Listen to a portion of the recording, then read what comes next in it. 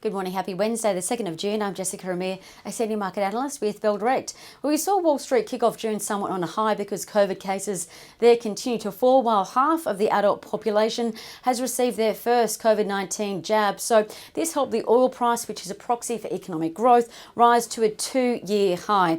And that 2-year high for oil is $67.90 US.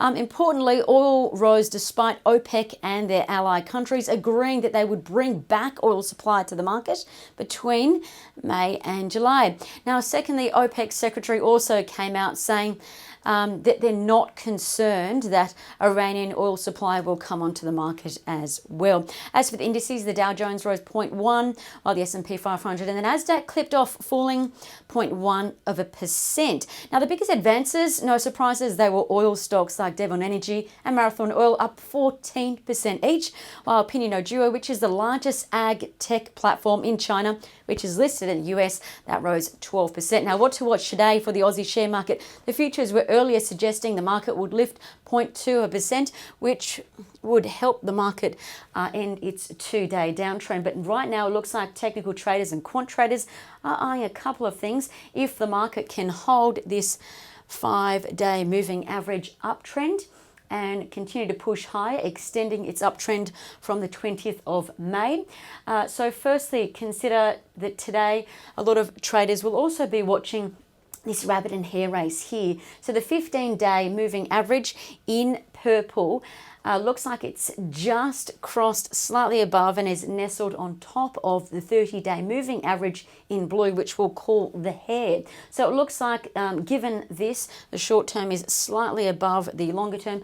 This usually symbolizes a technical uptrend is forming, but the lines are virtually on top of each other, suggesting the market could go either way for now.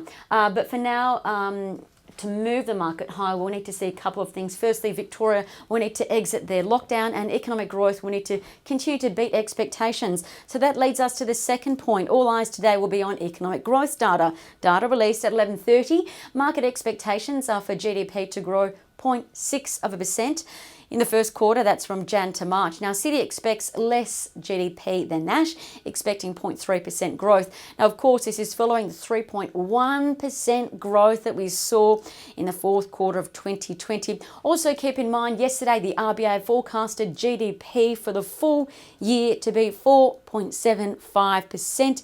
And the central bank also expects unemployment to fall to 5% this year. And they also flagged that if unemployment falls below that, the RBA could potentially stop buying bonds from July onwards. So that means bond yields will likely rise further. What does that mean for stocks? Well, it means insurance and bank stocks may potentially continue to do well, while growth and tech could continue to be pressured. Now, the third element to watch today, iron ore stocks. We know the iron ore price rose 4% overnight, heading back to its all-time high. So keep an eye on a couple of iron ore stocks. One of those that was traded a lot yesterday was the iron ore heavyweight Fortescue Metals. So keep an eye on that one. Yesterday it rose 1.7% yesterday. It also might be worth watching this smaller iron ore company that made a cracking gain yesterday, Magnetite Mines, MGT. Now, this stock rose 3% yesterday. So far this year, it's up a massive 371%. Separately, keep an eye on some of those companies going ex-dividend today, like Technology One, TNE, United Malt, UMG. As for trading ideas that could be worth a look, GenusPlus Group, ticker code GNP, had their price target upgraded by Bell Potter, a new $1.25 target following yesterday's 6% jump for GMP. Now, GMP is a Bell Potter buy. GenusPlus, that's the name of the company. They're a power and telecommunications infrastructure company. They work with the likes of Rio Tinto. Now, yesterday, GMP announced that they won a new Rio contract and also expanded into New South Wales following an expansion, which is why Bell Potter raised their EPS, their earnings per share estimates by 0.2%, 9.9%, and almost 15%. That's across this financial year up to FY 2023.